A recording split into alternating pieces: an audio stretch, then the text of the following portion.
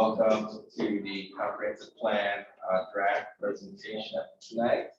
A couple of housekeeping items. First, my name is Martin Livingston. I'm the Community Development Director for the City of Spartanburg. And if you have not signed it, please do sign it. We're keeping roll of attendance. And then we also have a meal back there and snacks if you're interested, as well as water if you're interested in getting anything. We have several staff members here. We have Tia in the back, Tia with the planning department, and we have Nan as well with the planning department to assist us. And they just joined the planning department in the last month or two.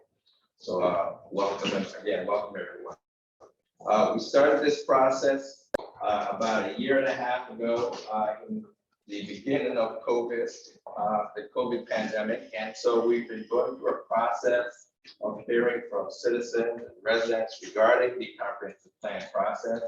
And tonight we have a draft document we want to share with you. And all of this, we also have some participation process as well to get your thoughts and your ideas about the draft comprehensive plan. And we hope it doesn't stop there. We hope to have more, and I hope to hear more comments from you as well. So what I'd like to do is introduce the team from TPUDC. Brian Wright, come up and talk a little bit about the comprehensive plan and the process, as well as what's in the document. Brian? Great. Thank you. All right, so thank you so much for coming tonight. I know you all have many things you could do. So coming to talk about planning sometimes isn't the top of people's list of priorities, but considering we're planning for the future of the city, sometimes I always think, man, I wonder if people realize what exactly is we're doing, how we're not standing room only. So one of the things I'm going to do is to say, you all are all authorized to be spokespeople for the process. Go and tell everyone you know what's going on here. We've had some good attendance throughout the process thus far, so that's good. I know that people are aware of the plan and what we've been doing. But anyway, I'm going to run through a presentation really quick. Then we'll have a chat at the end of it and hear your thoughts. And then after that, we have our first of a series of meetings with different topics that we're going to be doing the next 3 or 4 days here in the city. And the one tonight will be on cultural resources. And then I'll tell you some more about the other meetings as well. So my clicker here has been not cooperating, so we're going to try it, but Claire is ready in case it doesn't work. Next slide. All right, so so in addition to being here in person, there are many ways to be involved, but one of the key ways, what screen y'all want to look at? Yeah. I'll look over here, so I'm gonna go over here, so then eye contact. All right, so there's a website, if you haven't been on it, it's called planspartanburg.com. And it's a thing that's nice about this website is that it's not just a place for you to go see when the next meeting is or look at the draft document, whatever. It's an interactive tool. So you can go on and actually provide feedback if you missed an event. The reporting is up there, so you can watch things. You can do all sorts of different ways that you can participate. So that's great. So the recording of the event tonight will be posted soon. So we have a pretty big team here. As Mark said, I'm Ryan. I'm the principal of Town Planning and Urban Design Collaborative. And Claire there and Jarrett and Hannah are all with me. We are from Franklin, Tennessee. So we flew over this morning and then preparing for tonight. Then we also have several other team members, James Rojas, as well as Matt Newcastle, Richard, Glenn, Ernie, Trev. So we've got economists, transportation engineers, people who are focused on outreach and equity and all sorts of things. So a very well-rounded team to tackle all of the different topics and things that need to go into planning for the future of your city. So our process always begins with building on the firm foundation. You all have done a lot of good work before we showed up here. So we started by understanding and learning about all of that. We looked at the racial equity index, the North Side Master Plan, the Downtown Master Plan, all these different plans and things. We studied to make sure that some of them had a little date on them, they've been around for a minute. And so we wanted to make sure that the good ideas that were in there came forward and the things we all accomplished, we don't need to reiterate and all that. So that's where we started. But I know that as we go through this process, not everyone is an expert in planning.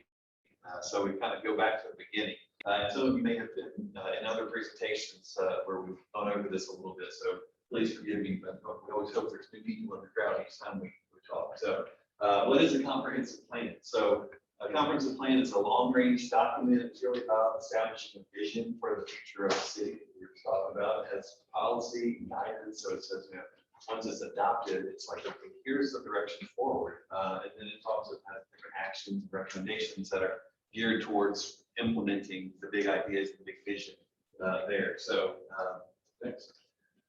So the process so far, we started with a community kickoff. And as we said, we're jumping into this, and all of a sudden here comes COVID. So how would we do? So we had to go online.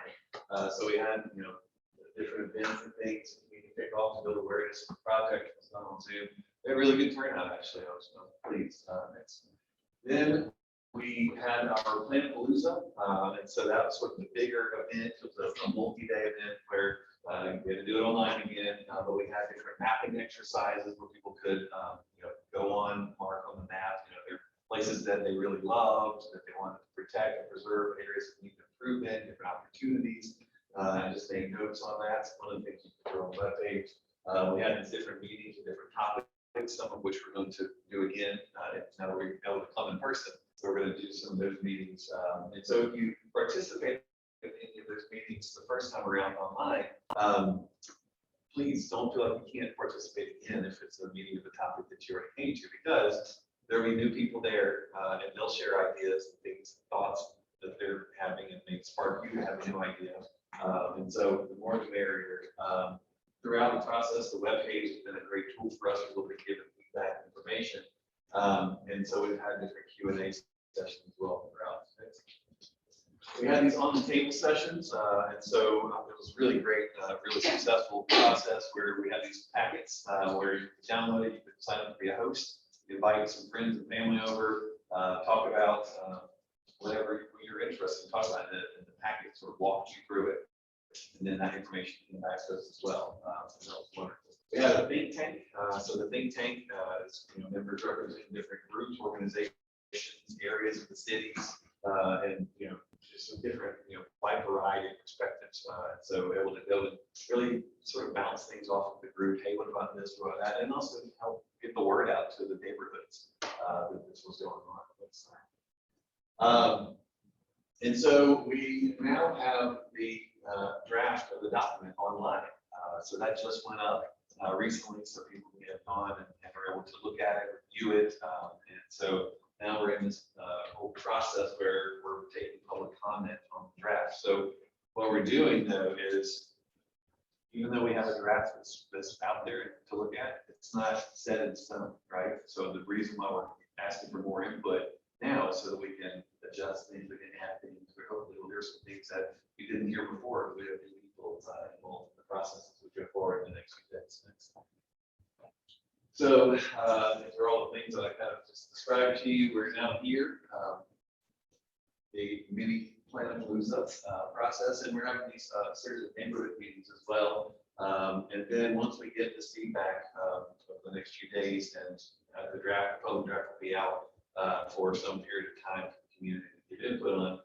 And then once we get all that input back to the planning department, we'll start with the final draft of the document. And then that final draft plan will be ready for the adoption process with the city, which is where plans normally start. So we've done all of these things in advance of the official approval process. And even during that approval process, there's still opportunities for public input. So we wanted to make sure that this wasn't just sort of like consultants from out of town, the planning department all sort of huddle around the table writing the plan for the future. We really worked hard to try to make sure that this is also my community. So we always like to report what we've heard. Sometimes people come to a meeting and they know what they think. They assume everybody else thinks like them. And so I want to share some things. So we asked people what strengths and opportunities were within the city. People said that the city is welcoming, embracing diversity, strong collaboration from the city and different organizations and private and public organizations. You have all these higher education institutes around here, which is amazing, great resource.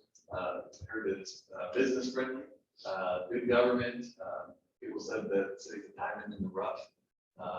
Good location geographically, you can get to a bunch of places easily. Lots of good churches, hospital system's good, and people said that the city's still small enough that you can be involved and make an impact. Weakness and challenges. So even though the first slide we saw it said that the city is welcoming and diversity and things, we also heard about racial inequality. And so that was something that came up a lot. Lower rate of higher educational attainment, even though you have all these higher education institutions around here. A lack of quality affordable housing, growth without compromising character, which some people said they wanted to really focus on. Lack of a cohesive plan. We're working on a plan. Then COVID-19 is obviously a big impact. Generational poverty, attracting new businesses, and keeping current businesses open, and then limited office space, low vacancy, and increased homelessness. And then we asked what should the goals of the plan be. People said it needs to be easy to use and to update. So as people come in, citizens want to know where we're going in the future. Why was this decision made? That decision made. So it's a good accountability tool. And you say, feel like the official state. Here's what it says in the plan for the future. Where are we heading that direction, right? Developers, when they're coming in to look at, that's where they should start. A comprehensive plan. It says, here's what the citizens said they want to do going forward. So all these strategies. Then people said that when we reach all citizens and motivate people to get more involved, that's really hard. You know, like I said, people are busy. They got lots of stuff going on. Not everybody even realizes that planning is a thing. You move to a city, you may be born in a city, you just live here, and it just is. You know, I meet people all the time because I say, "What do you do?" I tell them it's a thing. Like plan cities. Preserving the green spaces, stay true to the identity of Spartanburg.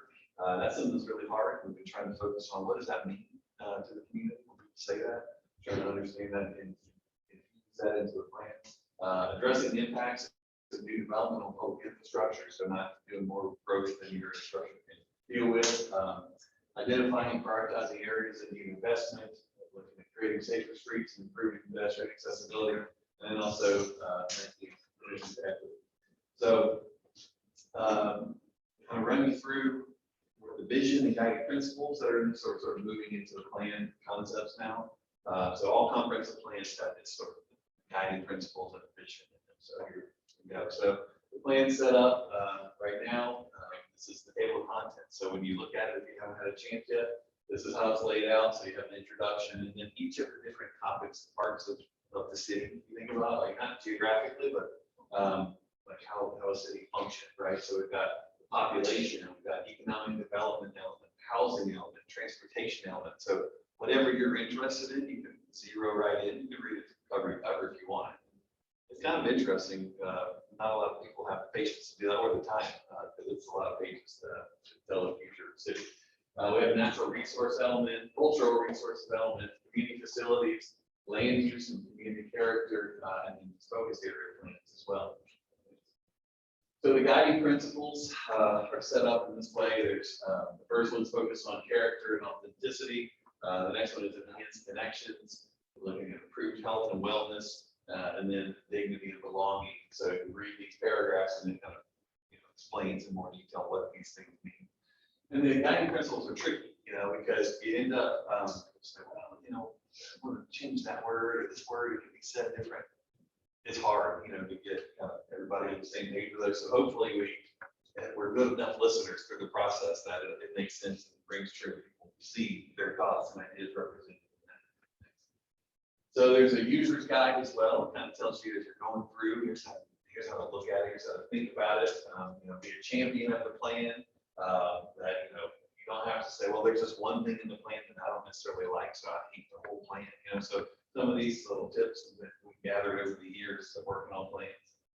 So we talked a little bit about the commitment to equity, because we saw in what we've heard section Kickoff several times.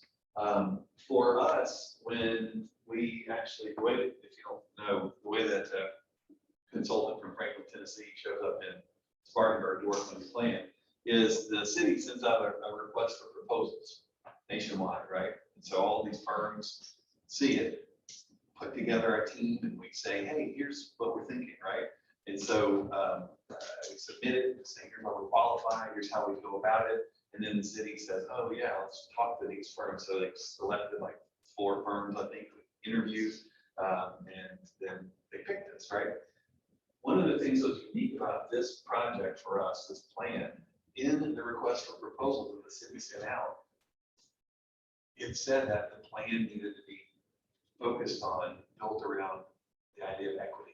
So even though we heard from the community, equity was something that was important and needed to be a part of the plan, that was the plan from the beginning. And so we set about to write the first ever equity-based comprehensive plan in the country. And so it's been really exciting to see that. A lot of plans mention it, talk about it a little bit, but this was like the foundation of everything that we've been doing in this plan. So it's been exciting. So the way that we started working on it was, the first step was to really develop these equity indicators. And so each of those different elements of the plan that I just read from the table of contents, population, economic development, housing, et cetera, they each have equity indicators that are associated with it. So that's like, okay, well, if it's really looking at where are things, identifying where inequities are occurring in these different topics. And then setting about to think through, how do you measure that? And then also allows you to track your progress going forward to see if we've identified the problem, but is this helping? Are we doing anything that's helping in this plan? So as you go through, you'll see at the beginning of each of the elements. So this is like when you open the economic development element chapter. It starts there and says, economic development equity indicators. It has them all laid out, each one. So next, the housing has their indicators. So each one, transportation, natural resources, community facilities, cultural resources. And so that's great. So that's what I'm saying. Here's our measuring device, right? But what do we do from that? So we have to get from the indicators to a comprehensive plan. As I said, here's what a comprehensive plan does. We have recommendations that are set up to address these things that we've uncovered, that we found, that we've heard in the community. And so we had to move from the indicators to the recommendations. So what you see in each section are different recommendations about how to address those things. And so these are the things, if you say, oh, I've only got like 30 minutes to spend on reviewing the plan we're looking at, go straight to the recommendations, because that's where we need the most help, where people say like, oh, this is great, okay, I like this one. What about this? If you think about that, here's an idea. And so just make sure we haven't missed anything as we've gone through. That's kind of what we're hoping the community's going to do. And also, if you see something, you're like, that sounds crazy to me. I don't think that's a good idea at all. We need to know that as well. Hopefully, we're good enough listeners through this process. We've got enough input from the community. You won't find something that you think sounds crazy to you, but you never know. So equity was the foundation of everything that we've been doing, the framework in some ways. That's a higher level situation, kind of dealing with social elements of it and all of that. But there's also the built form of the city, right? And so when we're looking at the normal, not sort of a normal comprehensive plan, is looking at how you grow in the future physically, right? And so we have the section that's called the growth and conservation section. And so we have these different, we call them sectors of the city laid out, where you want to see different things happen. So there's one sector that is focused on preservation and conservation, where you want to keep it green, you don't want to see growth and development happen there. There's also a reserved sector where you're looking to, maybe it's not protected yet, but it would be really nice if it were. Kind of indicates that, so you wouldn't want to focus growth going over there. Then we have a controlled growth sector for neighborhoods, neighborhood infill, corridor infill, center infill, and then we have these special districts for airport and the campuses. Now, these are all described in detail, so that's we want to go look at those as well to go. And so here's the big map. So this is the map of the city, and so each of these colors represents one of those sectors. And so as we look through, and you can flip through the map, and you can see this is the dark green and the light green are the conservation areas. The light yellow color is the neighborhoods, or where you have neighborhoods that people didn't express an interest in having things, change or whatever. So that kind of off the table. We heard areas where people wanted to see improvements in their neighborhoods, and so that's some of these more orange areas here. Downtown obviously is an important key area of the city. You see growth happening there. You make sure that growth that happens in your downtown adds to the downtown, and it makes it even more lovely and better moving forward. And so that's kind of how these work. So go and take a look at these, and what people always want to do is look at what color is my property. Which one do I? So take a look at that and understand and see if it all makes sense. Because usually what we'll do after you go through the process with these maps is tweak. It's hard to look at every property in the whole city in detail and get it right on the first try. So we do our best, and we'll work on that together next. So the other thing we did was we realized over the years that when we talk about these high-level planning concepts that we've heard people say, oh, we'd like to have our streets be more walkable or bikeable or whatever. And it's kind of interesting because you have different people come in and say the same thing, but for different reasons. So we have somebody come in and they're all, decked out in spandex, and it's funny looking helmet on and all that, and there's like a hardcore biker, they're like a triathlete or whatever. And then somebody else comes in and says, hey, I'd really like to have the city be safer for me to bike as well, because I need to ride my bike to work, right? And so it's like one person comes in with their $1,000 bicycle because they're a fitness person. Another person comes in, same thing, which is great. They have different reasons, but they're looking for the same things. So going through, and we want to understand how these different planning concepts can look and feel, because we talk about some of these things. You say, well, I don't know if I like that. I'm not a planner. So we picked some areas around the city where people said, hey, we can look here. There's an area over here we can do something with and whatever. And so we drew some plans on property that we don't control. And these plans aren't intended to say, go do this. It's just intended to show some ideas. So we looked at the mall. We looked at Fairgrounds. There's around the downtown where there's potential for a future train station. The Grain District, the Union Street corridor, and a neighborhood center in the southern area here. So on Union Street, and you'll see these in the, I'm not going to go into all the details of it, but just showing some of these, the plan over here shows where new development could occur. We could transform some things, accomplish some of the goals that we heard, add some new housing types that are more affordable, having a range of price points because we have a range of housing types, featuring the park that's there and some of these other things. So that's all laid out in these little bullet points on the side. So you go. So here's the potential future train station site. So looking at this new hotel here downtown, the county building is up to the north. Krispy Kreme is there. Looking at how they could transform some of that area.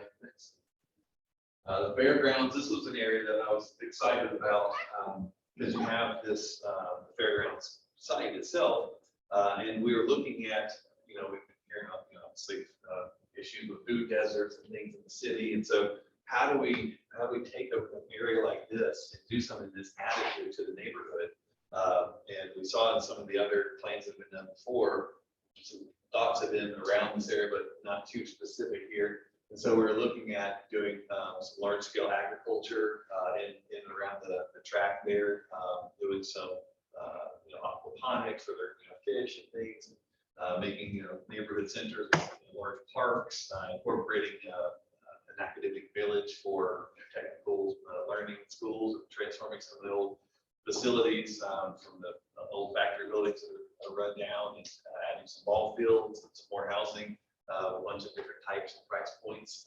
So really tried to, again, like I said, these are just demonstrations of a lot of the ideas that you'll see in the plan, but you can see how they can lay out the ground. Here at the mall, we know that the mall, as all malls are, it's seen better days. And so we were looking at how you could, this is done around the country, you could transform it. And so leave some of the existing the big anchor stores in place that add new development there, and, create some use of structured parking. So the parking lots are now, instead of just being asphalt, be redeveloped. That's some sustainable stormwater features and a bunch of new housing options that are, start to increase the housing supply, then obviously the cost can start to go down because it's not as scarce. So that's. We were looking at the grain district as well, the old dog food plant or something that was there. It's not being used right now, but how this area and stuff is kind of sitting there, but for the in between downtown and the neighborhoods, how that could transform into something and become a real community center, a hub of activity. We're looking at like incubator businesses, people will be able to start their businesses at low cost and just create a community hub, do some more community gardens and things.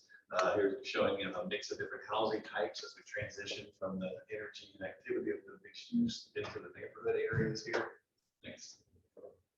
And then just coming south, so last time I showed you was just up the street there, but looking at this large area here that used to tie right into the neighborhood historically, and showing how we could bring that back in, have that all work together as an extension of the neighborhood that's there. Next. And then lastly, and I can never remember the name of the streets. There's a dry cleaners. What is it? South Church and Beaumont. Thank you, South Church and Beaumont. That's it. So here we are looking at, people talk about having more of a neighborhood center. How do we have a real heart to our community where we can come and gather? We loved what was done up at the Harvest Park area where Monarch is and all that. And so we thought, well, maybe this is an area where we can do something like that as well. And so we transformed, leaving the neighborhoods as they are, but then these areas around the main thoroughfares here, creating park space, the farmers market pavilions, mixed use.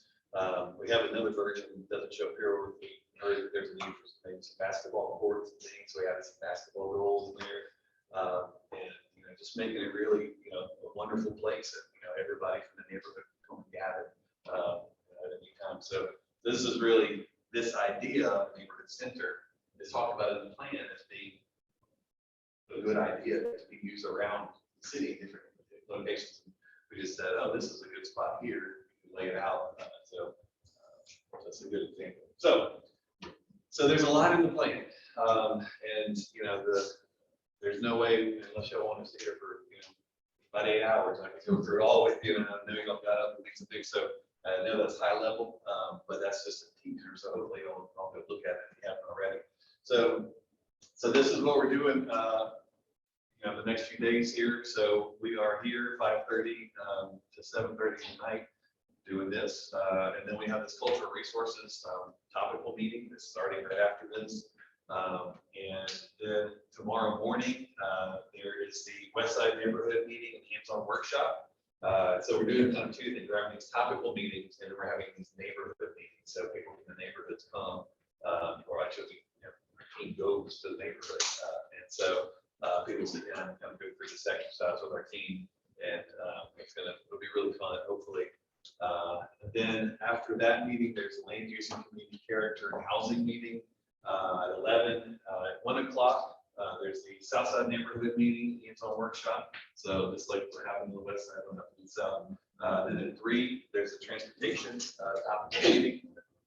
Then at 5, there's the East Side Neighborhood meeting, hands-on workshop. And then Saturday morning at 9, there's the North Side meeting and hands-on workshop.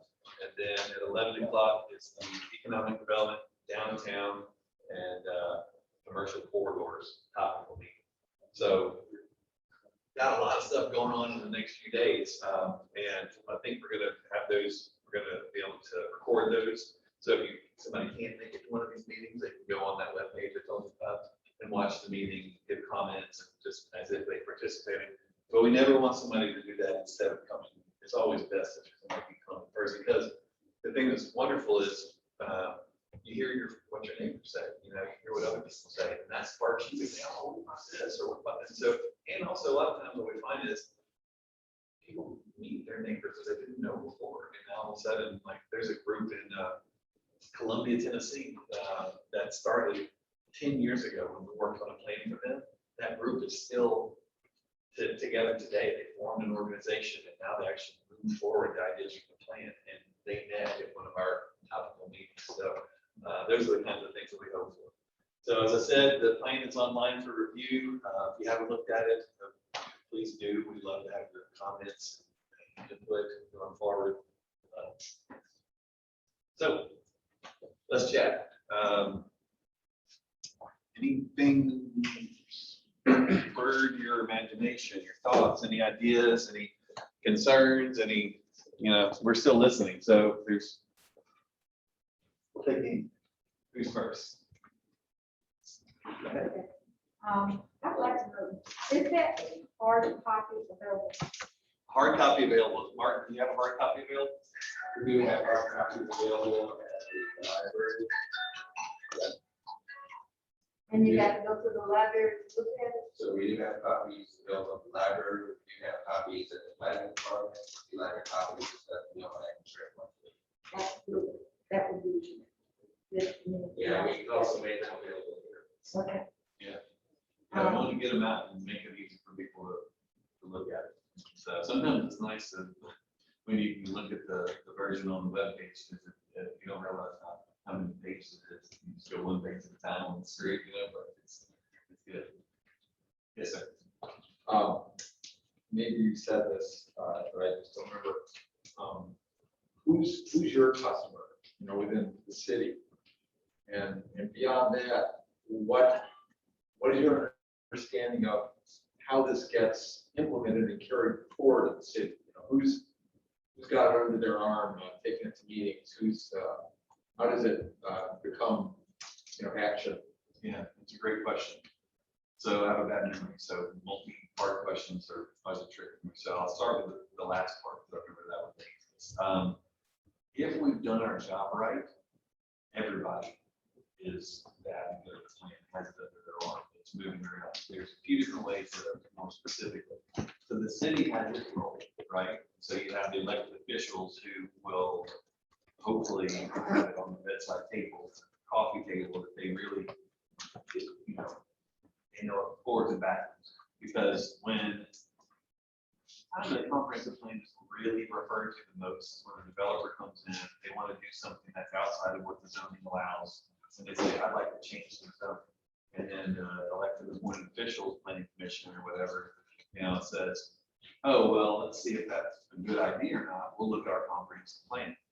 Some cities that work in, they say, we have a comprehensive plan, I didn't even realize that. Oh, okay.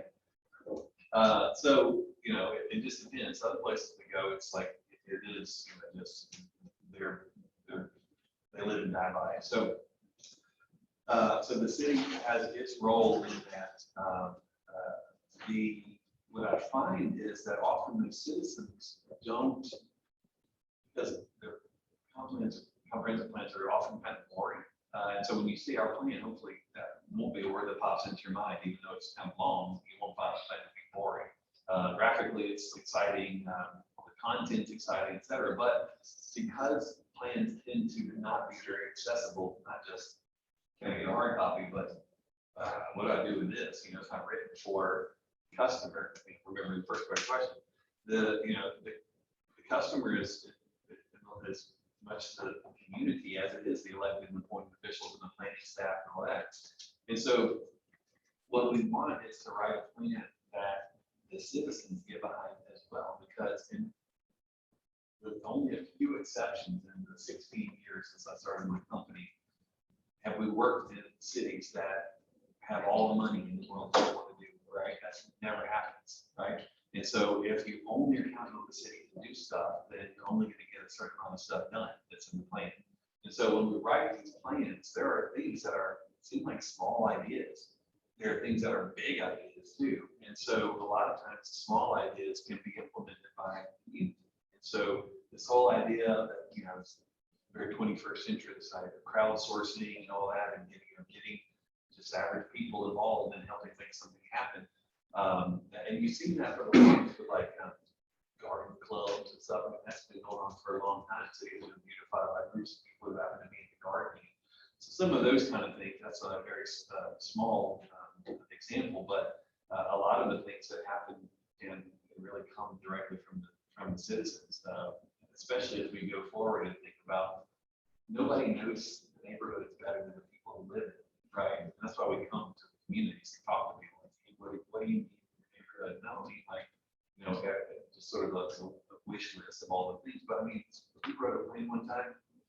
They had this beautiful park in the city, the center of their city, historic city, giant park, and it was so big that they took part of it and they put basketball courts and a skate park, a skateboarding park in. And they kept complaining to City Hall based on the park. Oh, these sweaty kids coming in to get the water fountain and stuff. And I'm thinking, well, is there a water fountain in the park? Well, no. I think they're coming in there. I said, you know, the first thing you should do, I bet you have one in some shed over there. There's probably a water fountain sitting there. Go put that in tomorrow. Okay, you know, cost you a couple $100, and you can put the logo for your comprehensive plan on. Say, this is the first thing we did, and it was because these kids were coming in and needing some water. You know? So there's little stuff like that. Obviously, you can't go install a water fountain as a citizen, but you can. There's other things that you can do. So as you read that plan, think about like, okay, well, how can I be involved in this? Think of it as a tool for community engagement as well, because y'all, you know, are a great resource for this. So our customer, our citizens, our direct contact is the planning department. But sometimes our clients get a little anxious because we really focus so much on the community, on the citizens. We haven't gotten to hear, by the way, what it's saying. Listen to us, but it's. I think you'll find that we work really hard to focus on you guys. Next.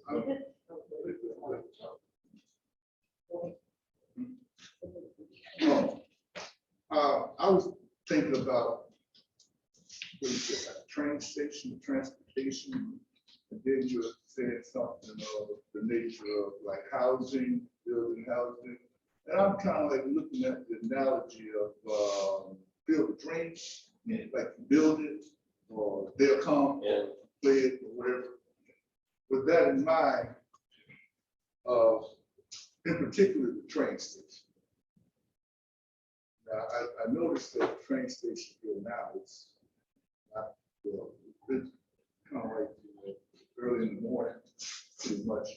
And with this growth and with all this planning that's going to be engaged with the community, what's the timeline and what's the other kind of strategic plans that the city as well as your agency is going to come up with to make all of this fruition, make it happen? Sure, that's a great question. You'll see in the plan that implementation is a part of what's contained. It's not just the big ideas and the grand vision. Like we try to focus on throughout. You know, a lot of comprehensive plans are set up so that there's like all the fun, dreamy stuff in the beginning and at the end. There's this kind of this matrix of implementation strategies. We try to weave it throughout so you can't forget about it. You know, like how are you going to make this happen?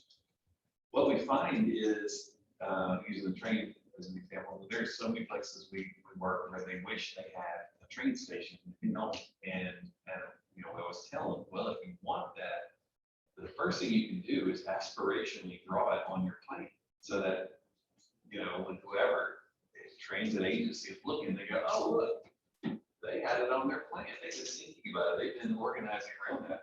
Let's do it there, you know, as opposed to somebody who doesn't have their act together down the line. So that's one thing. The other thing is once you have the vision laid out and typical first step of implementing a comprehensive plan in any city is to update your zoning ordinance. Make sure, because the zoning, well, this is the vision, comprehensive plan's a vision, and all of that. It isn't the law, the rules of what you can and can't do on a particular piece of property. That is the zoning. So if the zoning is set up to, let's just say, the zoning in your downtown is set up for nothing but like strip malls and, suburban neighborhoods or whatever, that's quite different than downtown, right? And so we have to make sure that your zoning syncs up with your vision. And once you've done that, then that allows the people who own the property and the developers who are interested in Spartanburg to set about spending their money and taking their time to go implement your vision, which is a win-win all the way around. There are some things too, though, where we talk about, this gateway into the city. You want to have an image of the city, you need to transform this gateway, you want to do these things to the road itself. That's within the right of way, and that's, the city and sometimes working with the state to do that. You have to decide, well, is that worth it to us and our finances and all to make that happen? And so there's a sort of multi-tiered approach to implementation, kind of like, we're just talking about it. It's like there's the citizens can do this stuff, developers can do that, city can do this, same kind of thing. But the plan looks at it and thinks it through. And as we go, we will, once we kind of get everybody's feedback and we see which recommendations in the plan kind of stick, then we'll actually start to take it one step further with implementation, I think, and actually kind of make that the main implementation. But you don't want to just make ideas. That's frustrating. You have only big ideas, you don't have a way to accomplish them, and you just go, shoot, we just waste all our time. Well, you use it as a goal. Yeah, As a goal. absolutely. And make those adjustments. Yes. And you were talking about the gateway, like it's 221, 26 runs right off into 21. And right here, South Church Street, there's a lot of potential as far as economic development that he headed toward the town. Yeah. And with that growth and with that divergent plan, I think it could be a vision in which could, bring about a whole lot of change for that and the way you look at it. No, I agree. Because transportation, that's the key. That's the key to a whole lot of things. To bring, yes, we got an airport, we train. We don't have a bus station. That walk. It drops off at the Sparta. That's like, what is it, Greyhound? But it's nothing to right home. Yeah. Well, one of the things too that we, as we're working on all plans, but in particular this plan, when we have equity as our foundation and our focus, as we start dreaming about doing new things and transforming this and doing that and whatever, like we're always going to think about, okay, well, what about gentrification? What about, running up the housing prices and people can't afford to live here and all, like, so having to think through all of that and like figure out, okay, well, we don't want the only reason that something's affordable to be because it's not a place where people want to live, and so how do we incorporate all that? It's like, it's really the challenge, but because that's first and foremost in what we're trying to accomplish here, and we don't just kind of like stumble along blindly and present all these big ideas and then end up 10 years on the road going, where'd everybody go? So Yeah. who else? Looking on this side of the room now. Yes. I'll ask another question. Yeah. And I don't want to put him on the spot by this. I've not been attending city council meetings and not been attending city planning meetings. It's not like you just put yourself on the spot. But I'm just wondering, I've just really been astounded at the number of new large apartment complexes going up. And I don't know the thinking behind that. I'm just curious, your impression of how those kind of fit in with this,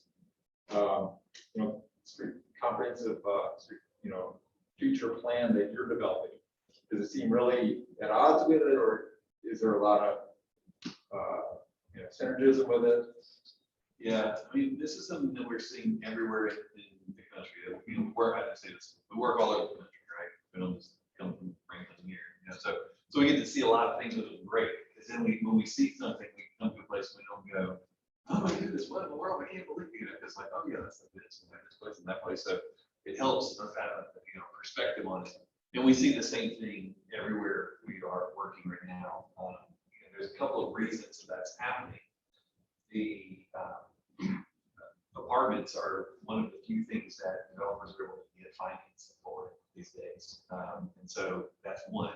But even if that is the case, if there wasn't a market for it, they wouldn't do it still, right? So in so many places we work, there's a housing shortage.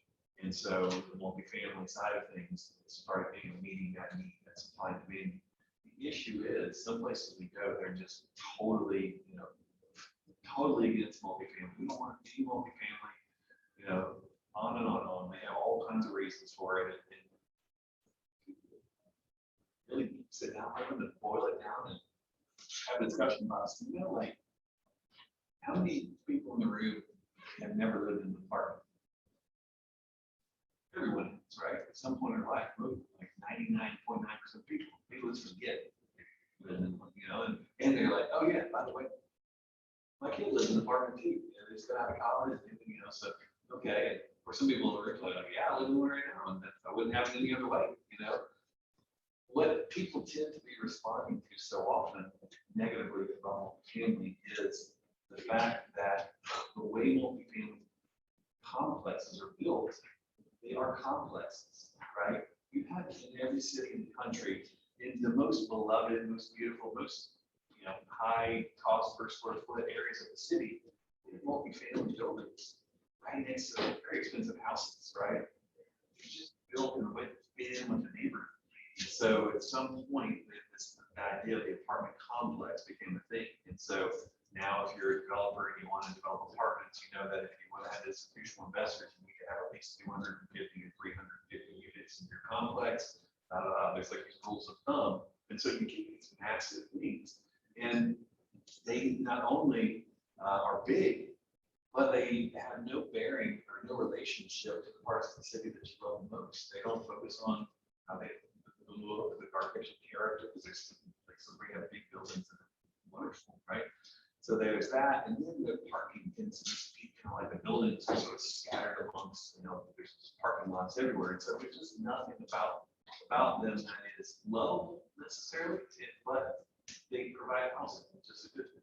So there's ways you can do it. Well, and I wasn't knocking. Yeah. I just don't understand. I don't know the background behind them. I don't know if it's all just driven by commercial opportunities and developers pursuing that, or how much how much is intentional with regard to city planning, or this is really the chance to try to get those more in sync going forward. Yeah. Well, and when you get a chance and you look at the drawings, what you'll notice is, you can look closely at it, it's called out at some of the bullet points and stuff. You see the full range of all these different housing types, from multifamily to duplex, townhouses, all within these areas. And when you look at it, you're like, oh yeah, that makes sense. That looks like a place, And so much it's just not, it's like the developer comes in, they're like, I'm a multifamily developer, or I'm a townhouse, or I'm a single, or I'm a commercial. And so this idea of kind of putting things together, mixing them the way that it used to, has been lost by a lot of developers. But what we're hearing around the country is, because so many places are having a housing shortage and an affordability crisis, the idea of expanding your housing choices. There's a lot of places we go, it's like single family, expensive house, or apartment complex, one or the other. Those are your two choices. And so how do we add in between this whole thing of this missing middle? It's called missing middle housing, middle income, as well as middle scale. So trying to provide some of that. But once the zoning is set up, the vision is set, the zoning is set to make that the rules and regulations, it's not easy. Because the thing that people don't realize so often is there may be parts of the city that you love, they're your favorite parts. The zoning right now may actually, let's just say a tornado came through or something, couldn't build it back how it is. It would be shocking to realize that, right? And so you go, why in the world is that? And so what you want to do is, if a developer comes in and wants to do the things that you see in the vision and you all describe to us, we want it to be so easy. We want them to think, hey, this is great. Why would I do anything else than this? because to them, time is money. And every time you beat them up and make them come to another hearing, people are protesting this or that or the other, it makes it take more time, costs them more. A lot of times, we actually work for developers as well. And so our clients just tell us what the rules are. We do something better. If we knew what it was easier. Absolutely. Well, we have to go through the 6-month, 8-month, year-long process, getting beat up, and then here's what comes out the other end. Some developer doesn't really like it, the city doesn't like it. Everybody's lost equally though, so good. Yes. I'm not sure whether or not you can answer this question, but tomorrow I have something for the south side of town, right? Yes. Workshop. Now, who is responsible for letting the people listening to it know about the workshop? Yes, so Martin, you want to take that? So we have sent it out to everybody, let everyone know where it is. We're having the events all this weekend. We announced it on Facebook, put it on the city website, we sent it to all the leaders, where all.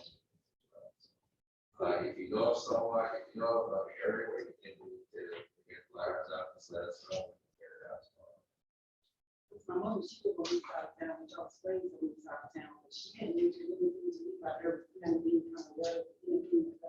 We did send out letters, but we certainly get the flyers where we should be, so, yeah.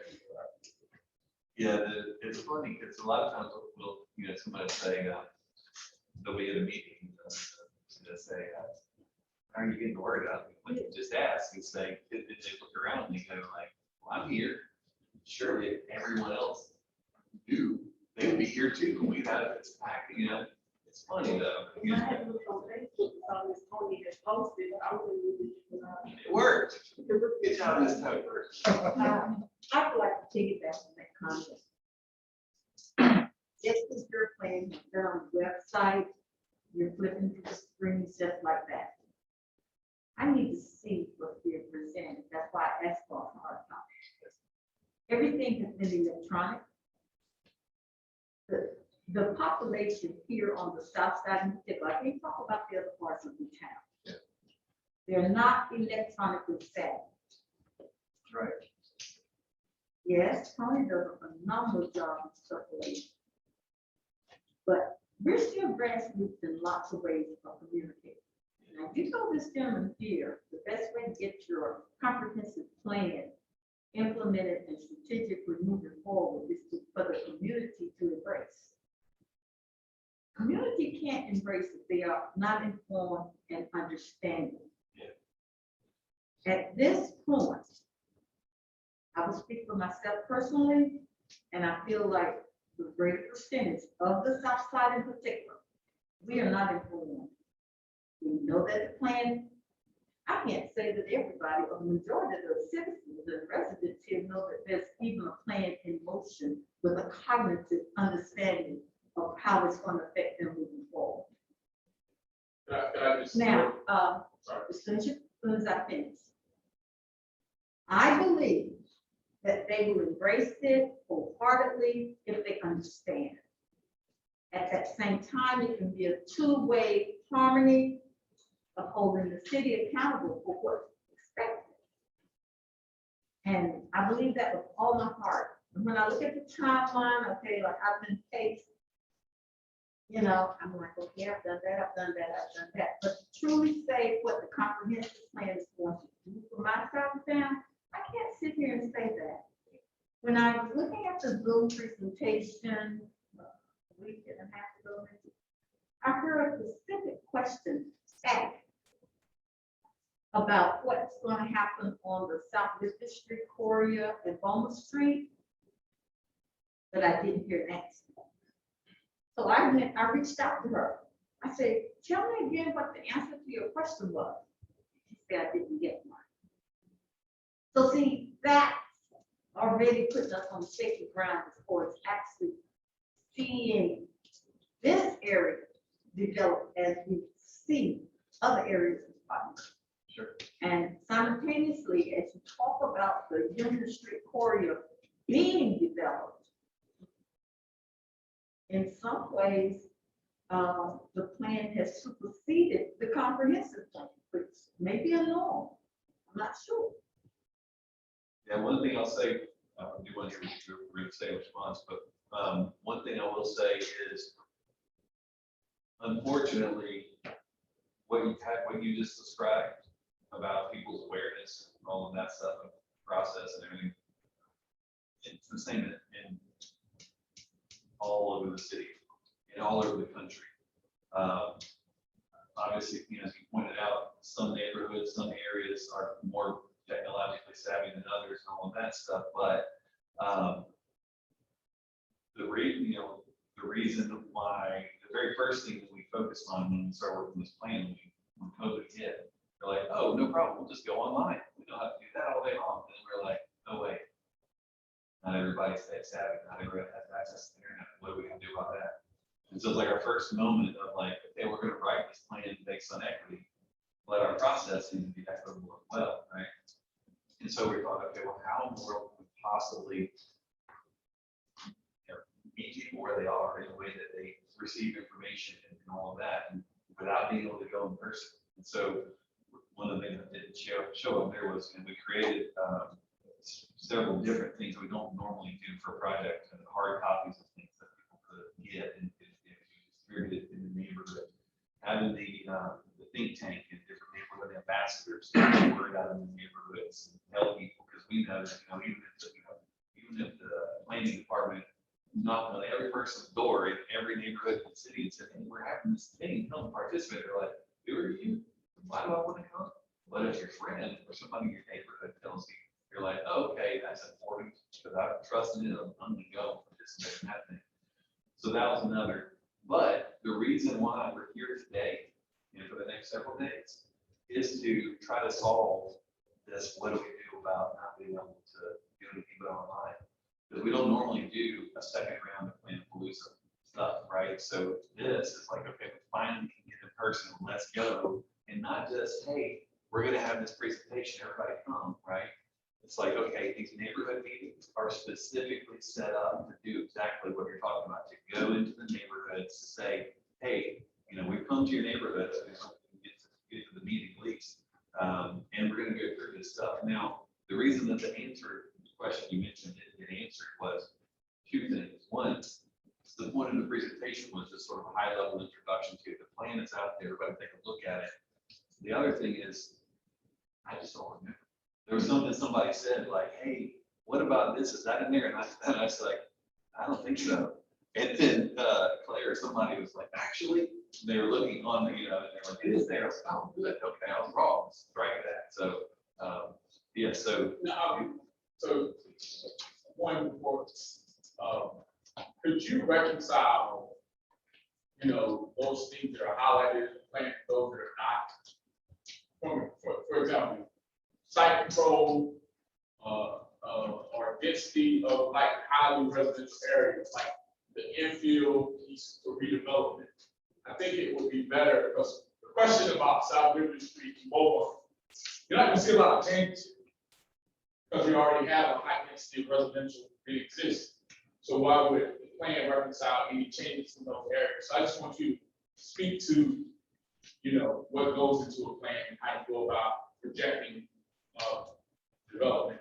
Sure. Yeah, more. So to add to that, one of the questions that was asked online was what's going to happen with the Liberty Street area. The response was that the plan is very general. Not going to get into detail about it. But there was one section, and I'll show it tonight as well. So the intersection of South Church Street and Walmart, South Church Street and Crescent. The neighborhood centers were based on that intersection right there. It also extends into portions of the Liberty Street area and goes south as well. And it goes into Hanson Street and shows what Hanson Street would look like. So it has that. Take a look at it. And if you have questions, concerns about it, let us know. But that area also included that community park. And as Brian mentioned, a lot of that land we don't own. No one, private property owners, right? And so if they come to us and they say, hey, we want to develop the property this way, and the neighborhood says, yes, we like that idea, then they can move forward.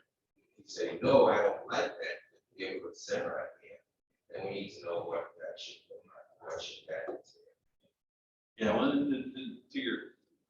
too. It's like, it's always, it's a lot of planners.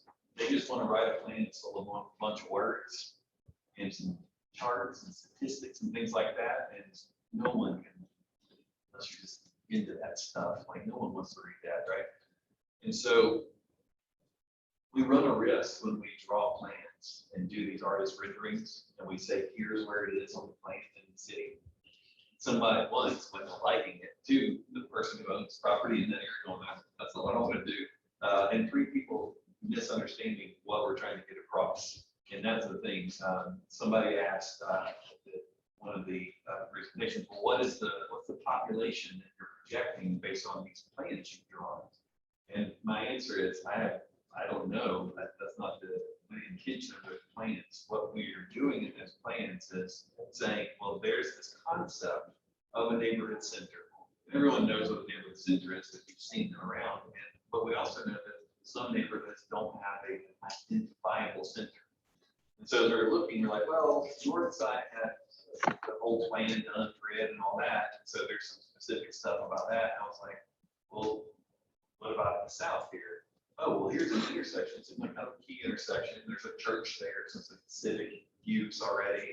And there's houses that kind of come up to it, and the road is kind of particularly wide, and the intersection is tricky. I was like, oh, well, if we draw a neighborhood center here and illustrate this concept, then we can show, in this spot, how a neighborhood center could be generated. This neighborhood center concept and the pieces and parts and pieces of it could be put in other neighborhoods as well in their own form. Use the roads that are there, whatever.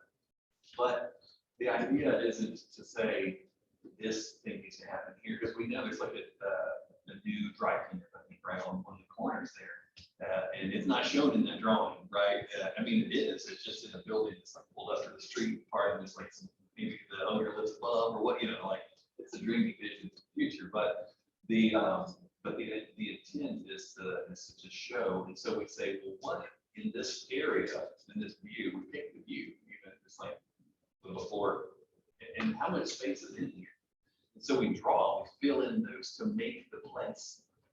And so then you could extrapolate from that. You could go sort of back, you could figure out how many square feet are in each of the buildings that we drew, about how many stories that our artists make the buildings, and you could figure out some way to think like how much density or whatever it could be. But that's not the intent of those drawings, of those plans. But at a minimum, we should probably put the street artists renderings thing that can see, because I remember during the plan of Palooza, the closing presentation, somebody said, you didn't do anything for our neighborhood. So where do you live? They're like, oh, right over there, Beaumont or whatever. I was like, well, that's the neighborhood center we drew, and so it was obviously not clear, we have to do a better job on it. So. That's my point exactly.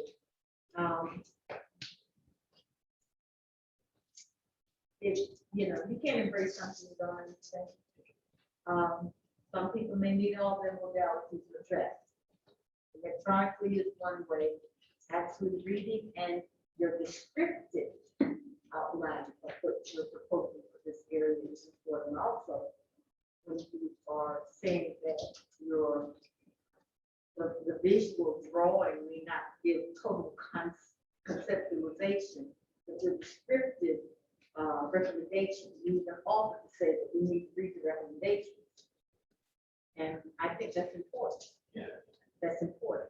Well, people won't be disappointed too when they go and read the recommendations and it doesn't say something like, on such and such a street, you need to repair the sidewalk there. Because I think a lot of times people, when they hear a plan for the future, and they're like, well, only future I care about is, like, right here, I know I'm on the street all the time, and I break my ankle every time I walk outside my house, like so it's top of people's mind. And so it would say things like the plan would say something along the lines of, we need to make sure that there are safe, convenient ways for people to be able to walk to get from here to there. And they've got a neighborhood center that you want to go to. So you have a meaningful destination to get to your neighborhood, and people can gather and have a heart in the community and all that stuff. We're talking about, needing to make sure there's a multitude of ways for people to get around in the city. So different transit options, et cetera. So not everybody has to have one car per person in the household, but that's not equitable. Not everybody can afford that stuff. So there, a lot of the recommendations will be higher level than maybe what people are thinking. In some of the neighborhood plans, like the north side plan, on the north side plan, the plan was done for the area in the north. It was only for that one neighborhood, and so you can zero in. And so a lot of times what will happen is the comprehensive plan, it'll set the stage for not only the zoning, but for future studies. So we'll look, there are a lot of times you'll see like a biking pedestrian master plan, you like come out of a comprehensive plan, because we've identified it's not even people to walk around, people, so they want to walk around. And you'll see, a neighborhood study specifically for the other neighborhoods, and have a neighborhood study. So the comprehensive plan kind of comes in a time frame within other plans, as I showed you, other plans that come before. And so we kind of, the comprehensive plan comes in at a certain time. And so I think sometimes too, we'll see in some communities where more people say, well, they got a plan in this area. Why don't we get one? And so it's like, well, it's just not here yet. That's so some of that stuff will come. But I mean, honestly, your points are well taken. And I hope that we're going to be able to, in these next few days, address these issues and, be able to get that input, at the table. Now, I don't know if they heard Mark earlier, but we will make hard copies available at the center and the other facilities. But I go step further. You have a group that you name disconnect that will attend these meetings. You can host a meeting and we will get the appropriate people there to address it. Because to Ryan's point, a lot of this is general, high level. We can get into the weeds of those specific questions in those call neighborhood meetings. And we got 3 weeks to do it. Great. I would like to also comment, like you just brought the north side up. You said something about the fairground? Yeah. Doing some comprehensive planning on that area as well. I'd be interested in knowing what, besides what you just said earlier, Yeah, about what other ideas that come from that. I'm excited about that area. Yeah, there's a lot of land, there's a lot of space. Exactly. And there's so many people that live around. Yeah. Here. It's just like, it's great. A lot of times you have land, you can do something neat, but not a lot of people Yeah. benefit from it and do walking distance. It's like a toy shop, pretty much. Yeah. What other conceptual ideas? Go back to that So slide. that right there could be an added attraction. Yeah. You know what I'm saying? Because with all that there, it could bring so much potential. All right, so let's see. So the purple buildings there is that the academic village that I was talking about. Mhm. So I know there's technical school and stuff that are already there. We're thinking about, wouldn't it be cool if we could study all kinds of things in this district, so people are kind of going between the different buildings. Here in the residential part, what we're trying to illustrate in this plan is the idea of how you could mix together different types of housing. So these are like single family detached houses, row houses, and these old pocket parks that they're facing in on to. And then they look out across the agriculture and all of that. So you can imagine that people from the neighborhoods could, have a little plot there or whatever, if they didn't have enough room on their property to do it or whatever. Here we've actually got a little tiny house village shown. So these are really small, they're super affordable options here. We've got here, this is the old industrial building that's here, the roof is falling in right now. So looking at how this could start to kind of work with the trade school. So you go learn stuff here, you go meet stuff here. We have this big plaza, so you actually go out there and build and do things and whatever. Building on adding fields here. I think we added some fields here because you've already got the community center that's there. So there's there's all kinds of different things that, and it really, again, to my point before, of like, you're gonna read these things and you're gonna go, and then you may go, oh, what is that, or whatever, and so any of this stuff can change, So what I hope a lot of times is we'll draw these things just to illustrate these ideas, and then hopefully somebody goes, yeah, let's do that, and it becomes an inspiration for the property owner or developer or whatever. We were working in Burlington, Vermont several years ago. They had this great historic downtown, super wonderful. And, but in the 1970s or so, they tore down 3 blocks, multiple blocks of their Little Italy neighborhood. And they put in a suburban style shopping mall. Yeah, And so it's just like, they cut off streets to do it, so you had to walk like 3 blocks around to get somewhere, so we said, that's weird, that doesn't fit. What if in the future, you actually punch the streets back through? What if you let people live above and turn the shops in the mall inside out, so they face out to the street, and it became part of downtown again? And the planning department, even though they were supposed to be the most visionary of the city departments, they said, that's so crazy, I don't even know if we should put that in the plan. They just discredit the whole plan. I just begged them, they finally let me put it in there. 6 months after, no, 3 months after we wrote that plan was published, the mall got sold. well, And the new developer, the new owner goes, had a plan, because everybody had a plan, they all had a plan. He goes, we can do this, this is what y'all want. Yeah, count us in. And now it's underway and you're doing it. What was it? It seemed like a crazy idea, and he took it and expanded and made it his own. yeah. Now, I have another, thing we should on to, especially the grain district. Yeah. That's another exciting area, but that's a whole historical area. Yeah. The grain district, that goes way back to the 1800s or something, that nature. I think, what you're planning, probably doing is building like housing blocks or something like that as well. Because that hotel, AC Marriott Hotel, that in itself right there, if they can have other little things that can bring and boost that attraction in that area, you know what I'm saying? Yeah. That could be, like you said, diamond in the rough. I just heard some phrase earlier about diamond in the rough in this particular area. I think this area could be really, really neat, because you have a lot of energy already going on down there. And it's not that far from Hampton Heights, Yeah, exactly. you know what I'm saying? Yeah. That could be another feed off. And then as you're also expanding on the fairground, and then as you're looking, like I said, 21 to 21 to 26, all that could just feed right on into that traffic. And, you know, I mean, this just, I don't know. It's fun to dream about it. I mean, it's like a playground, really. You know, it'd be like a kid's playground where kids just kind of like, I would say, all kids. Right. It's the imagination that just go rampant. Yes, no, that's why I love my job. It's something like that. I really like it to do this every day. It's so fun. You get to meet people and, hopefully have a positive impact on the lives and all that. It's great. I love it. But I'm pretty excited about the potential and hopefully the drive. And with that in mind, I'm hearing this communication. That's what you have to just communicate this. And there's various ways to communicate. I can remember the time when I was here, they had a city channel.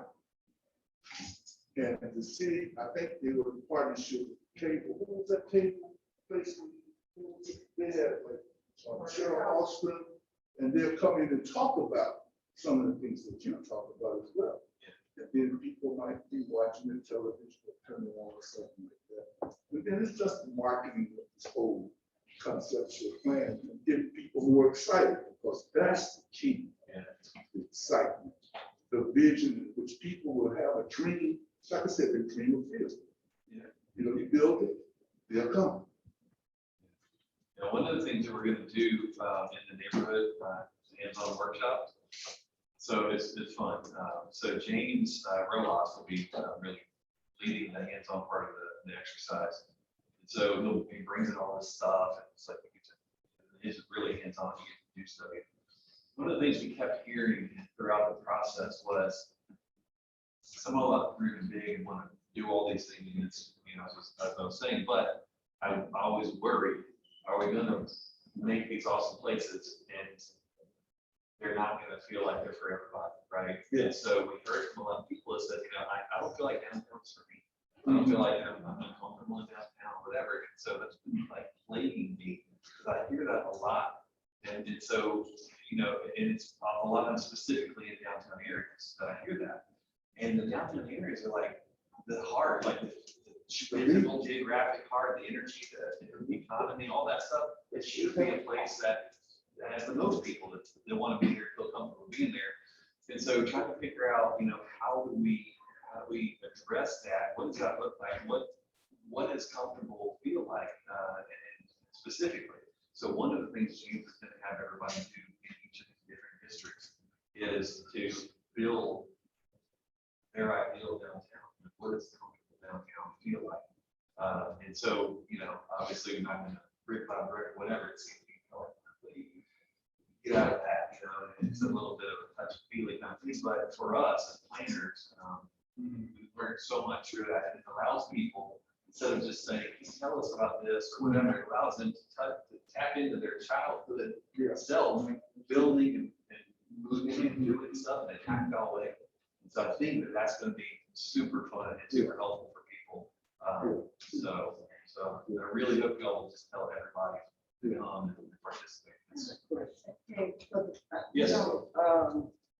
They have closed so many grocery stores in the city.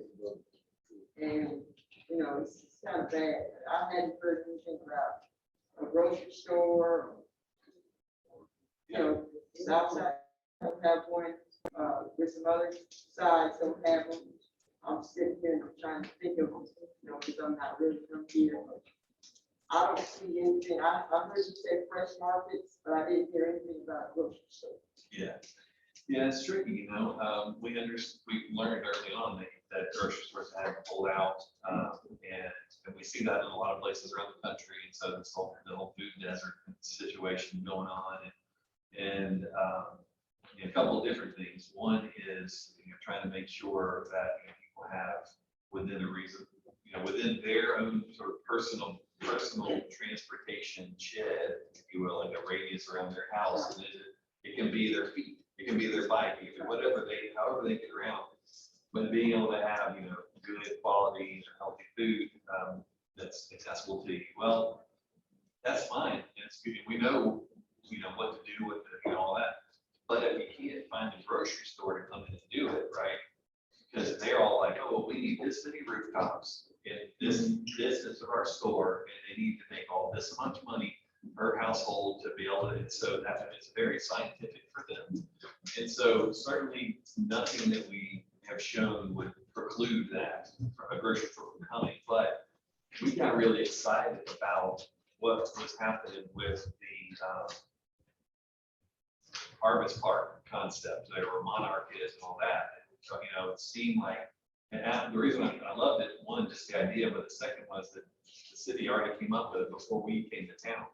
And so we thought, well, that looks like it's really cool and a nice model. How do we spread that around to more areas where you need it? If you can't get a grocery store to come, then how do you do it? Now, understanding that, every great idea has its challenges and whatever. So we know that there's been, that whole situation there with the Monarch hasn't been totally seamless. So how do we figure out how to solve that? What's the next iteration of that? But I think finding ways to get those stores in would be important. And that's when you have these visions, sometimes vision and a plan and a place looking like it's got its act together actually overcomes some of the numbers that they're looking at.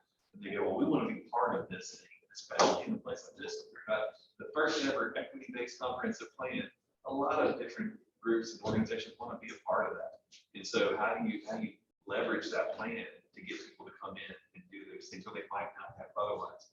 Because you'll see a lot of different companies do these sort of break the mold of their normal thing. Like you'll see the Walmart has this like village, tiny Walmart, you don't have to tear down a whole block, put it in, and it's got more neighborhoods, all these kind of things. And so how do you get those kind of things to come in? But I think the thing I struggle with is, like, I can have all the healthy food in front of me that anybody wants to put with across the street from my house. I don't necessarily want to eat it. I love healthy food, like it's so, how do we, not just healthy food, but how do we have food that's nourishing and nutritious that people want to eat? And so that's something I struggle with because, it's obviously a challenge to not have any food as an opportunity nearby you. But something you want. So it's not easy. Probably didn't have time. Yeah, I got a question. One. I'll ask you a question, so you can remember. Okay. So, about expectations, because Ms. Reader said something earlier about the Union Street corridor and seeing that things have already started in absence of a plan. And that's the thing about managing expectations, like the fairgrounds, like some of the concepts that were shown, there are things already in the works. And it's public, like those fields behind TK, it's more of a passive park, not fields. So that design will come out soon. In the warehouses, there are plans already underway. But also, we don't control the fairground. So if you leave me until the fair is going away, that's not necessarily true. Right. These are concepts in general. So I want to make No, that's good. so we have to manage those things. But your point that you made about plan, like I think about John B. White and his corridor. Us constructing the plan for that corridor can promote something that they used to be about there. So longer about but showing how, improvements can ignite a lot of enthusiasm and investment in that space. Oh, you got work to about on the street. That announcement was made a month ago. That's good. Yeah. See, they heard. I wanted to make that That point. was something I was gonna ask you Yeah. about. People Well, it makes a good point too, you have to remember that the city doesn't build anything. They're allowing for it by these plans, they're allowing for future growth. And this growth could be purchased, could be a lot of things. So my question was, and I haven't heard it on it, but the affordable strategies to affordable housing, defining affordable housing. But traditionally, this community has restricted the development of affordable housing. Not about policy, well, originally it was about policy. When you think about public housing, where public housing was allowed. But now it's more or less not in our backyard. Yeah. So does this plan, is there something in this plan that addresses that? Yeah, there's a good bit about affordability and housing and all of that stuff. There isn't an antidote to not in my backyard. Unfortunately, in the plan, there's not. We are working in a city right now where citizens in some of the most affluent neighborhoods are coming to us and asking to be allowed to build, apartment over their garage, to take a house and to turn it into a duplex or a quadplex or whatever. In this expensive, high-end neighborhood, I would have first person who set it up thought, have you told your neighbors what you're thinking about doing? Like, I can't imagine that's going to go over well. And then another person said it. And I was like, this is unbelievable. And they truly believed that there needed to be some affordability going on there. They didn't need the income. They thought this was a good way to not change the whole character of our neighborhood, but to get some of this, called soft density in. So there's a few different things, when somebody asks me about affordability that I always go straight to, and that is one, making sure that you don't have only those two choices that I mentioned before, single family house or apartment complex. You've got to have a wide array of housing so that there's something for every stage of life and every different price point. The idea of affordability, and the reason why people object to it so often is because they assume affordable means worse quality, worse design, worse all of this stuff, right?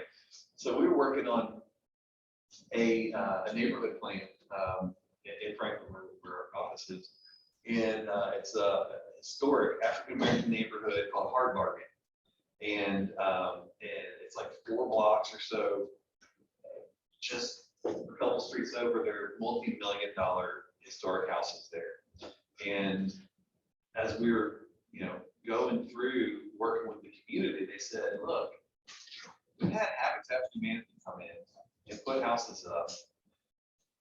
We appreciated that. People needed housing that provided some housing. But they stuck out like a sore thumb to design like the neighborhood, while they had some maintenance issues on the house, they were historic houses. They were, lovely design or whatever. And the Habitat houses, while they're great, and provide that rooftop over someone's head, they have this kind of low pitched roof so the volunteers don't fall to their death when they're helping to build them and stuff. And so there's a physical design, and it's like, that's affordable housing. And so they said, whatever you do, if you're gonna bring new houses in the neighborhood, you're gonna help revitalize our neighborhood. One, some of us have lived here for 5 generations, and we still continue to live here when this is all said and done, and that was like a fundamental goal. And then the other thing is, can we not notice the new houses, because they fit in? And we set out to do that, and it's underway, it's lovely, people are excited about it. But what we did was, what they used to always do, if something was more affordable based on, it's like sort of a similar price per square foot, you just had fewer square feet. You know, if you needed something less expensive, you didn't have to have 3,000 square feet, you know? And so trying to make sure that we have all the different housing options provided, that you set up the placemaking side of things so that the buildings themselves don't have to be amazing, but the place can be great. You know, you can make an amazing neighborhood center without doing expensive fancy buildings. So it's all in there, but as y'all look at it and see the affordability side of things, make sure it's addressed appropriately. So. I think something similar, if I'm not mistaken, is happening over here at Mary Tribe, the old Mary Tribe. Are they still gonna have the plans that they're looking at with that affordable housing as well? Actually said, that's that question. Huh? Yeah, you missed a few meetings. Well, I'm just getting out here, bitch. I'm getting back involved. In other words, I'm like the Godfather, you keep pulling me back in. I been right. Yeah, I never been wrong. I appreciate yeah, but I'm just looking at those things, the possibilities as well. There's a thing that was stated earlier, and we alluded to, this is alluded to about communication with the community. Obviously, this is beyond this moment, opportunity to educate individuals. Yeah. One of the missteps regarding their right was community and education about it on both sides. The reference to luxury apartments should never take place. Now, there could have been more education and understanding the type of housing. Is that fair? So,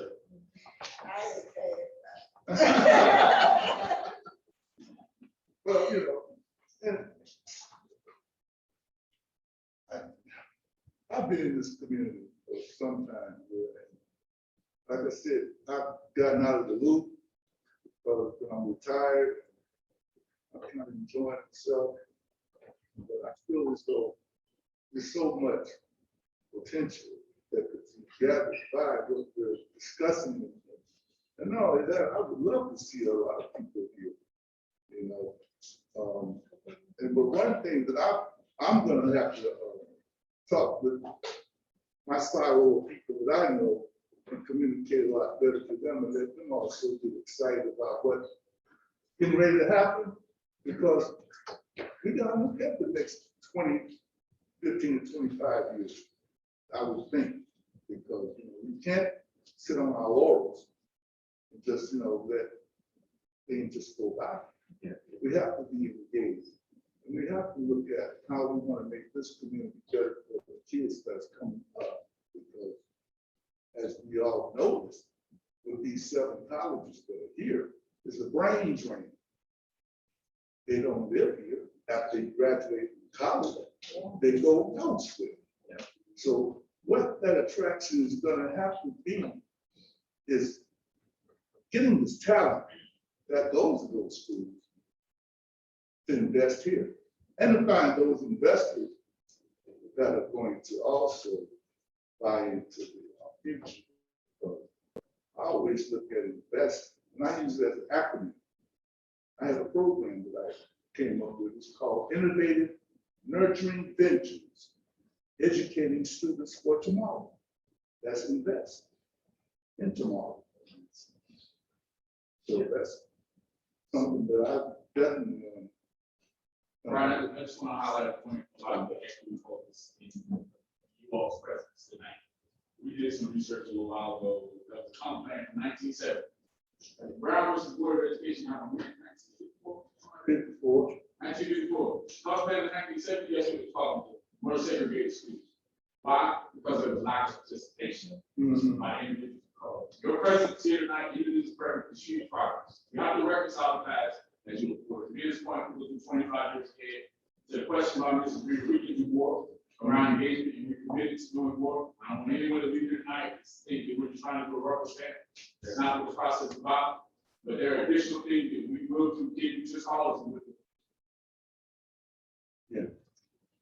Now, I'm honestly, it's been a pleasant surprise and for me to even have to have this concern. But I feel like we actually have done a really good job reaching out to people who don't often always participate.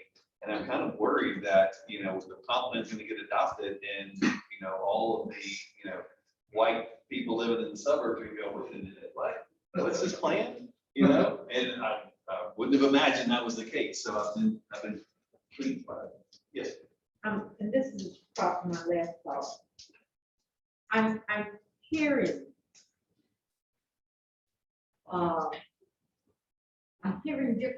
different ears this evening, and I think it's a message that we shouldn't overlook. First of all, I think the general conceptualization is the comprehensive plan is once it's voted in, this is it. Y'all, this is where it's gonna go. The streets are gonna go crooked and all our straight streets are gonna be perfect, but I'm not hearing that tonight. I'm hearing that the comprehensive plan is the potential projection for the city and how we can brand it for it to move forward. That's why I made the point. I heard that when you say, Address that. you know, it's not like they say that A, B, and C is gonna happen. Oh, A, B, and C is in the comprehensive plan. Well, Ms. Lil John, when is A, B, and C gonna happen? That's not the message. That's not the message. In the comprehensive plan, if Ms. Sutton comes up with this phenomenal business idea, we can reflect back on this comprehensive plan and say, yeah, that's gonna be perfect right here. Thank you. That's the reason I made my point. If there's dollars or if we can get a big grant to support her on her plan, then we can count it done. But without the comprehensive plan, we can be going around in La La Land and have everything, you know, we can have strip malls and X-rated clubs and everything around the street. Because there wasn't a plan in place. I get it. Yeah. I get it, but we got to get that message out, because everybody's saying they're gonna do what they want to do anyway. It don't matter what we people that they're gonna do what they want to do. That's not it. That's not it. I got it. I got it. Yeah.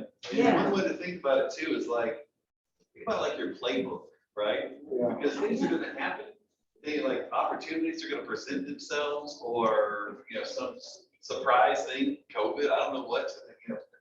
And all of a sudden you got this playbook that says, here's, we see the goal line, right? And the goal line, to win this game, Yeah. we have these guiding principles that are kind of leading us in that direction. There's some specific things that can help us accomplish those to get to that goal line. But we don't know which play we need to call until the things come about, right? So all of a sudden we see that every citizen in the city wants an assignment. That's a thing that you can, okay, let's pull out the playbook, see where we put it in, you know? So that's a great way, thank you for that. And some of it's hard, you know, I get to talk to people all the time and tell them about the stuff. And I try to work really hard to like explain it, right? But I think sometimes I just take for granted certain things and I don't explain it, you know, in a way that people can go, aha, you know, so that's why it takes a team, right? So I'm just one part of the team. Yes, sir. So related to that, I had a sort of general question about what comes out of this, we call it comprehensive plan. But then you have these examples where you show a lot of detail, but they're just examples. So to what degree is this comprehensive plan supposed to be laying out kind of neighborhood by neighborhood, suggestions? Or is it more you're trying to create a few models, and then it's sort of up to us in the future and say, okay, that model worked really great here.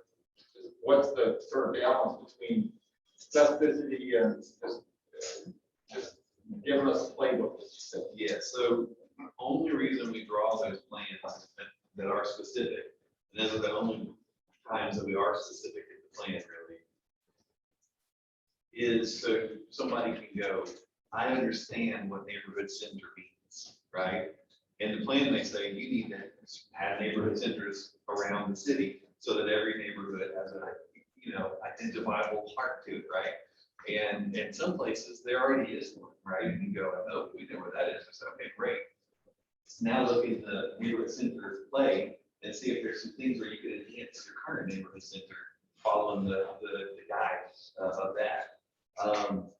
And so, I mean, I gave that example of the water fountain, like one of our teammates, co-leading the project when the city explained the math, he was, he kind of made fun of me for putting a water fountain in City Hall Park in the comprehensive plan, because it's normally supposed to be so high level, but I thought, man, but that's just like a perfect illustration, it's a super specific thing, but there weren't very many other things in the plan that are really that specific, So there's always a kind of like trying to figure out ways to get across these different messages that are, make it meaningful, but I think too, this is the hardest time to talk about the plan when it's just come out and nobody's had time to sit down and really study it. And people, at that last presentation on Zoom a couple of weeks ago, what does it say about this or that? I'm like, I don't know. And I really like just search it in there, and it's like, oh, well, look on page so and so. And so we're gonna, in the neighborhood meetings, we're gonna have it, we're gonna have it there. And as people have specific questions, we're gonna guide them to where they can find stuff. I think we're gonna, we have something we're gonna write it on or something, maybe a comment card or something. So anyway, nonetheless, we'll help people find their way, as easily as we can. So that's one of the things. Let's, how are we going? I don't have any clock here. So the next meeting, cultural resources topical meeting, everyone's invited to stay and attend. It is in 15 minutes. Okay, so we brought dinner in, if you haven't gotten it, because we knew we were asking a lot of you, right? So we had to sit through this whole thing and listen to give a presentation, and then we get to the fun part where we have a chat. Now we want to talk about a specific topic, but you're probably hungry, so I see some of you have boxes already. If you haven't eaten, if you need a snack, if you need a bathroom break, but I hope you won't all just leave. Because we need the crowd to have a discussion. So we'll pause this meeting. We'll go ahead and take a break for a few minutes, and then we can get back going. Cultural resources. This is awesome.